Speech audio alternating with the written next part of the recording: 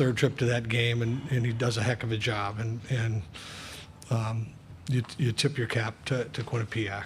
And for us, that is, we had it. We had it. That one's going to sting. That's a crusher. Okay, questions for the players right here? Yeah, Leo Haggerty, Amped Up Sports here in Tampa. Gentlemen, we know this is the last place you want to be right now. Can you just express your emotion right now, going from the thrill of victory to the agony of defeat? Aaron? Yeah, I mean, it's like you said, the last place you want to be. Proud of our group, and I mean, we played well tonight and all year, and it's tough to come up short.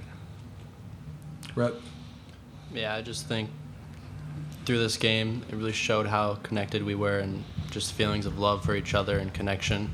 So I'm just really thankful to be a part of this group, and just a level of God, you know, any outcome, all glory to God in it. And I'm just thankful for this team and this group we're all supporting each other, and lots of love.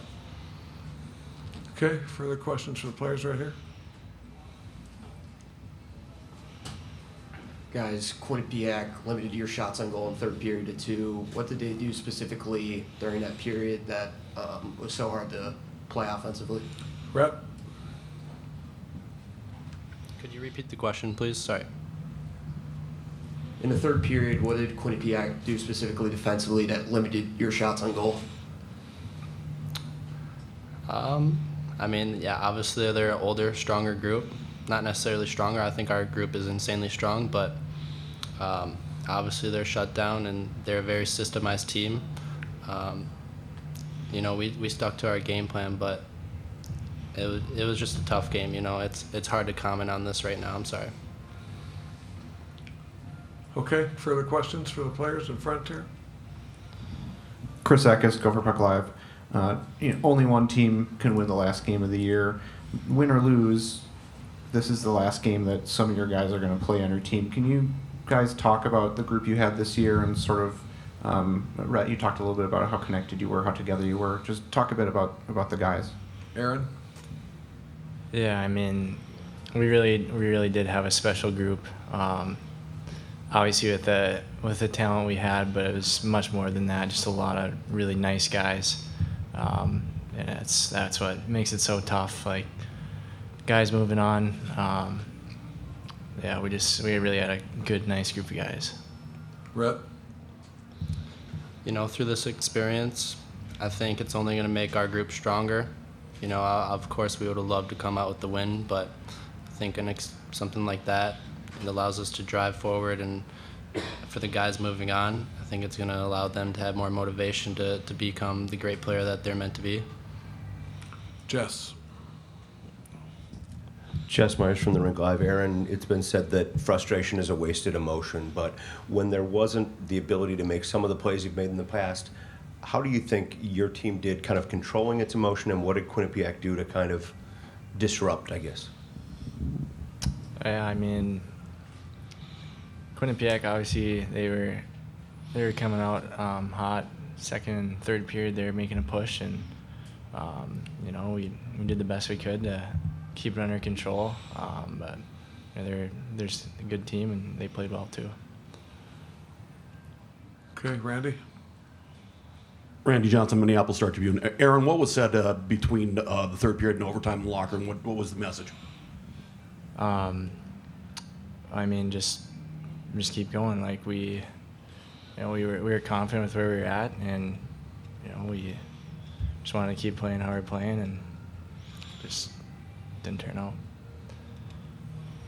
Okay, anything else for the players? Okay, guys, we'll let you go. Thank you very much. Appreciate it. We'll continue on with Coach Motzko. Okay, right here. Leo Haggerty, Amped Up Sports. Coach, it appeared, and I could be totally wrong, that in the third period you were just dumping and chasing to get it behind them and hanging a forward back so they wouldn't get an odd man rush. Was that the case? No, not by design. We changed our neutral zone in the second period and it worked. Like we stopped their zone entry. They were making a push. I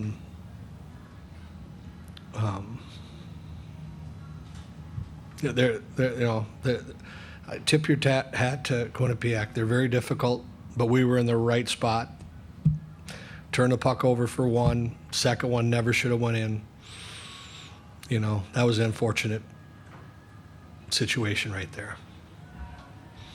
So we had a chance. I mean, I'm crushed. We just have a wonderful group.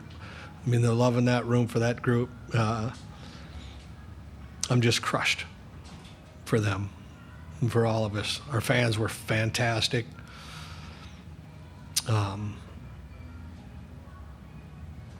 We were in a good spot. Okay, for further questions in the back? Bob, you talked about how Could you close identify this. yourself, sorry? Sorry, Dylan Laux from Gopher Hole. You talked about how close this team was, but for you, you've obviously coached a lot of teams and players before. Like, what would you say about this team and where it ranks? Well, I don't really rank teams. I kind of got into it yesterday. When you're in this profession, you get so close to, your players. And, the program I left, I had tremendous love for that program and all the players that came through. When you get older, they all played on the same team. I can't differentiate what year they were. They're all on the same team for me. And this group was special for this year. We had no hiccups all year, like not one. We just went through the season with great leadership. You always have a little adversity. I don't think we had any.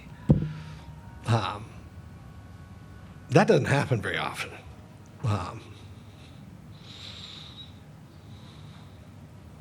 Okay, anything further for Coach Motzko? Thanks. Good, thank you, Bob, appreciate it.